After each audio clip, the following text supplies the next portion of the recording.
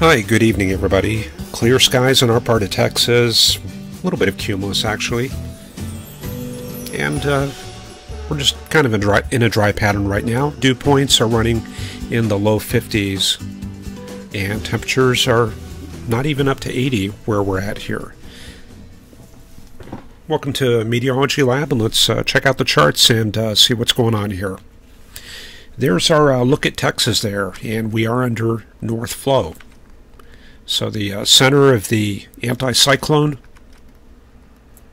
we can just kind of trace the wind flow around like that, and we're probably looking at somewhere over the Texas Panhandle there.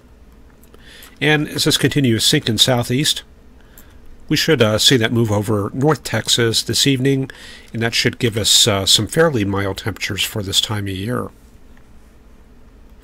Down on the Gulf Coast, let's take a look down in that region. We do have a cold front working through Alabama there. And down in Florida, they're under the tropical flow itself. Let's take a look at the temperature anomaly and see how things look this evening. And this is courtesy of the GFS model. We can see the temperatures in northern Mexico are below normal. So that's the remnants of that old cold polar air mass that came out of the North Pacific there. And some of that is extending behind that front out in Mississippi and Alabama there. The rest of the country, though, is above normal. So we got a bit of that ridging moving into the area. And we can see that also temperatures are below normal in the Hudson Bay region. So that's kind of the lowdown what's happening this afternoon, and let's go ahead and take one closer look at that with the mesoscale analysis and see just how cold it is in northern Mexico.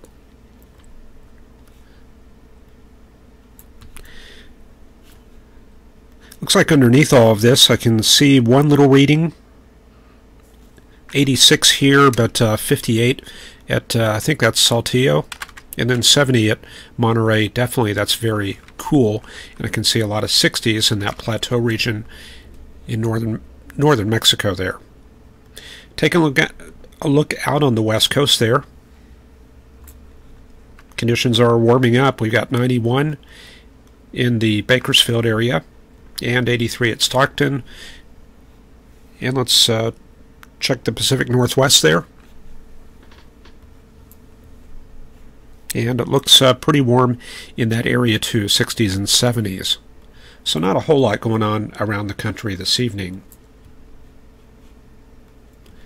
And here's another way we can put things together. This is the isobars and thickness chart. So it looks like up in Yukon and Northwest Territories, things are definitely pretty active in that area. So there's our cold front, warm front up in the Northwest Territories there. So the pattern is shifting up to the north there. And then the other segment across eastern Canada is running something like that right there. So this high out in the Atlantic has the appearance of a Bermuda high. So we got a bit of southeasterly flow affecting Florida there, and that's bringing a disturbance into that area this afternoon. And then off the Pacific coast, looks like a bit of a thermal gradient in Northern California there. So that could be a system trying to come together. Certainly got some troughing off the Oregon coast. And then if we look at the prevailing pattern of the thermal field, this is painting out a long wave ridge. So that should be centered somewhere along or just west of the Rockies. Here's the 250 millibar chart. This is how things looked earlier this morning. And there's that ridge. So we definitely got the ridging and subsidence in that area. And that should keep Texas kind of shut down for a while. There is kind of a weak trough moving through the flow right there. Maybe we can pick that up on the heights and vorticity chart. And this morning we had a trough moving through East Texas and eastern Oklahoma. And that's been heading out towards Alabama there and supporting that frontal system in that area. And we do have a bit of a split flow, the main polar front jet well up to the north, and there's that southern stream right there. And then further to the south, we can pick up the subtropical jet. So we're getting about, looks like 95 knots there at Shreveport. And here's a quick look at 700 millibar temperatures. The warm temperatures that we usually see with the cap, those have cooled down quite a bit. So we're bringing in the polar air. So possibly, maybe some of that southern stream could be the polar front jet. So 700 millibar front is probably going to look something like that right there. And let's check things out at 850. We've got northerly flow all the way down to the western Gulf. So that's another reason the storms should be shut down here for a couple days. Dew points in the upper 50s in that area and in the 30s in the southern plains. So let's go ahead and run our southern plains NAM and see what happens over the next few days here. This is how things looked earlier today. 80s out west and 70s out east. Tonight, you can see that big high over North Texas there, and that's going to kind of settle down into East Texas. Temperatures drop into the low 60s. And then for tomorrow, looks like the high is centered in East Texas, so winds will be kind of light in that region. So there's the high. And then on the other side, on the west side, you can see the flow coming off the Rockies. So this is a bit of downslope flow affecting the Texas Panhandle. And you can see those temperatures coming up into the mid and upper 90s. Then moving forward tomorrow night, looks like some thunderstorms in Arkansas. Those are outflow pools in that area. Looks like another front coming southward. Again, this is tomorrow night. And it looks like those outflow surges make it maybe down to El Dorado and Mena and maybe around Muskogee. And then starting out for Monday, looks like that front is right through this area right here, stalling out in northeast Texas. And then down to the south we can see some very weak southerly flow coming up from the Rio Grande region. So things warm up for Monday pretty good there. Temperatures coming up to the upper 90s in the region just east of the Caprock. Meanwhile, in the Boot Heel of Missouri and northeast Arkansas, temperatures are in the 60s and 70s. And that front, stationary in that region right there. So that this time of year, that always points to the possibility of upslope flow along that front. To really get that upslope flow going, we do need some moisture coming up to the north or some moisture kind of collecting in that convergence zone along that front there. So we got a few other products we can look at to assess that. And then for Monday night, looks like a little bit of cyclogenesis in the Oklahoma Panhandles region. So things will be gradually transitioning back into a storm pattern going into Monday and especially Tuesday. Soundings this evening. You did see that opening clip there. Clear skies, and we do have a little bit of a capping inversion up there, but 700 millibar temperatures are on the cool side. So once we warm up, we shouldn't see too much of a cap initially. And then we do have a little bit of moisture there, but it's on the weak side. We bring that down the mixing ratio lines, and we're in the 40s for the most part. And then taking a look down at Corpus Christi. They definitely have the moisture down in that region, but the north flow is pushing that further and further away from the Great Plains. All right, so yeah, this is a good time to check out the chat. Not a whole lot going on in the plains. I don't really see any, yeah, maybe some weak storms up there in the Dakotas. Let's see how things look in chat there. Pretty quiet evening. We got Michelle Curlin here and Ron Chalfant, 79 in the San Bernardino Mountains. Willie Greenway, checking in from Georgia. The drone is not back. I had to bring out my conventional camera, but yeah, I was able to get a little bit of footage. We got Sue M here and Adam Davis having a good weekend there. Dean Benedict up from Pennsylvania. Burl H 75 in Iowa. And I appreciate the mention of the books, Ron Chalfant. Carl Berghoff is here, and Chris Tyne, Erica Baker, Coffeyville, Kansas, 79 and sunny, 57 in northwest Pennsylvania from Dean Benedict.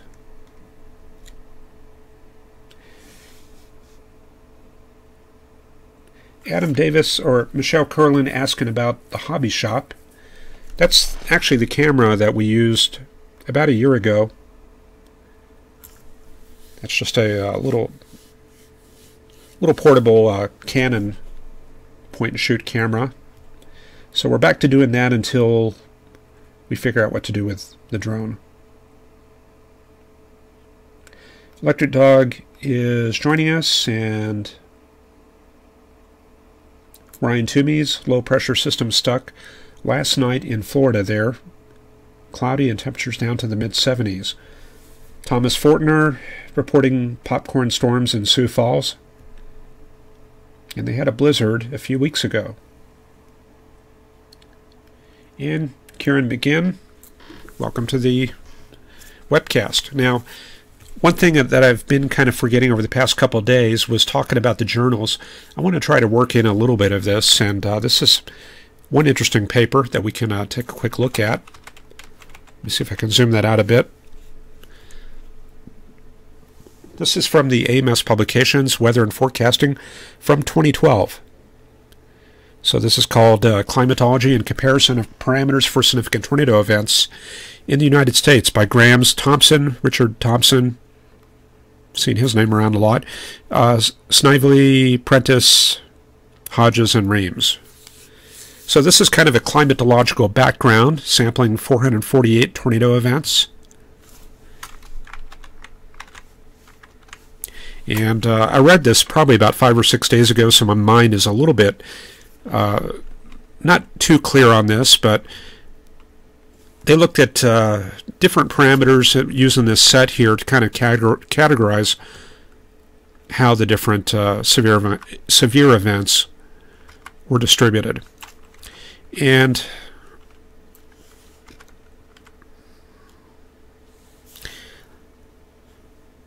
let me scroll down here. So, for example, this chart here indicates the different modes that we saw during those significant tornado events. So during the springtime, we were seeing mostly discrete cells. However, during the fall and especially during the winter, a lot of the significant tornado events were coming from quasi-linear convective systems. So these are kind of interesting here, and I think what I'm going to do is I'm going to reread this over the next couple of days, and I'll probably be able to better distill some of this, but as you can see, there was modes by hour, so you can see the distribution of tornado events by hour and by time, or by hour during the cool season and the warm season here. So yeah, let me just get back to you on this, and we'll go through this in a little bit more detail. So I'd rather not just kind of blow through this when it's been a while. So anyway, let's head into the forecast. So we'll pick up the NAEM here and look at the upper air pattern. And I remember earlier we were seeing some sort of wave out to the west, and let me see if I can find that. Yeah, this is probably it. We would have to go back about 6 hours. but that's approximately where it would be during that 12Z chart, and with this 18Z chart it would be right around there. And there's that stronger wave down in the lower Mississippi River region, and the high is building into the southwestern plains there. So, yeah, things are getting active out in the Northern California coast region, Oregon there. However, most of the energy is going up into the northern plains with that system. Meanwhile, in the plains, lots of ridging down in Texas, Oklahoma, and Kansas. We clear out that system there on the east coast. And the next big change is going to be coming probably around, Tuesday in the northern plains and maybe even down south. So we're picking up some stronger flow down there with that jet coming in. So we should see a gradual increase in storms, and this is indicative of maybe some northwest flow thunderstorms there. Depends on how much moisture we get back up into the area there. So we'll go ahead and run the rest of this temperature anomaly chart. So you can see the effect of the big ridge over the next few days, and the next big change will be coming from Canada. This is on Thursday. So a couple weak fronts up there in the Midwest and Northern Plains. It looks like they don't go very far south. And then there's probably a system right here, maybe a shortwave working across on Friday, heading into the Central Plains. And then that kind of combines with that Canadian system to bring kind of a major front through the Central Plains around the weekend. And that comes southward. And then you can see by Sunday, temperatures about 10 to 20 degrees below normal. So, unfortunately, that's going to clear things out towards the 15th and 16th. A lot of that moisture will be disappearing once again out into the Gulf. And then we'll start seeing the air mass recover probably around the 18th to 19th. Looks like another system coming southward. And things getting active up in the Pacific Northwest also. So that's towards the 21st there. So let's go ahead and combine that. In fact, let me grab the dew point chart. There we go. I think that paints a little bit better picture there. So it's going to be kind of dry going into Sunday and Monday there. Looks like a little bit of moisture along that front up in eastern Oklahoma and Arkansas. That might get some storms going around Sunday evening. And for Monday, dew points are starting to come up into the 60s, especially out east. Here's where the warm front is. Looks like not quite enough moisture up in this region quite yet. Well, dew points are almost up to 50 there, so yeah, that's getting up to the threshold values for severe weather out in western Kansas. So there's our front there in Oklahoma.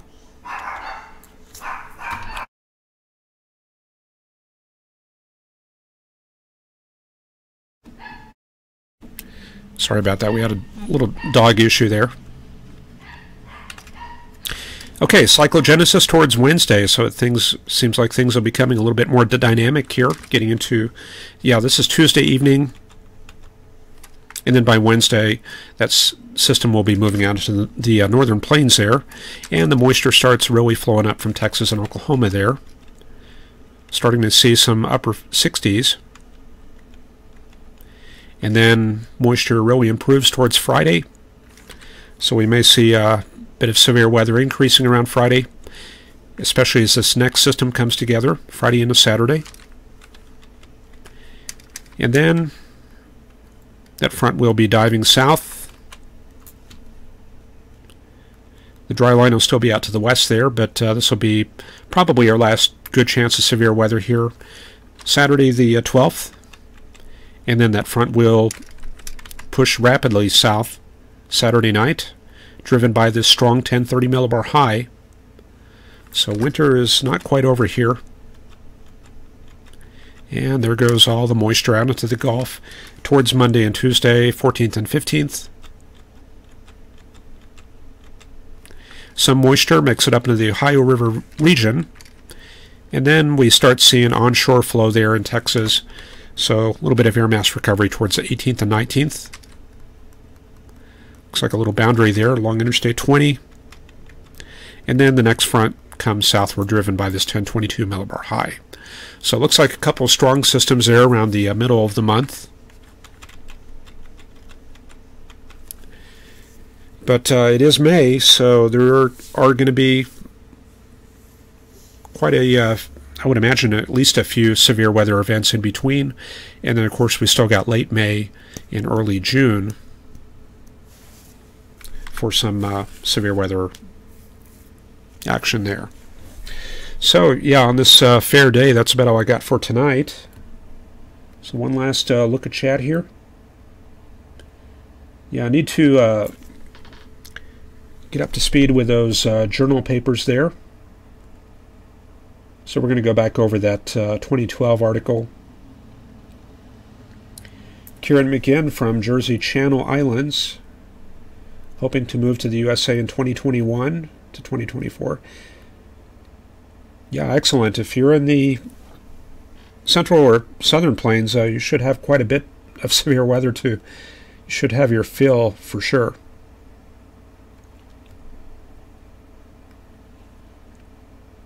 Very good. Okay.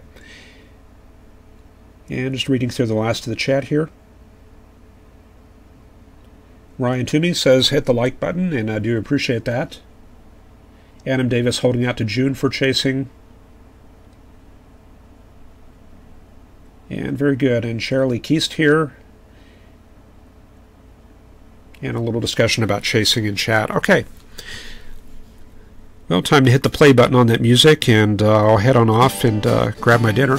So thank you for joining the webcast, and we'll see you all tomorrow at the usual time. And take care and have a good rest of your weekend. Bye-bye.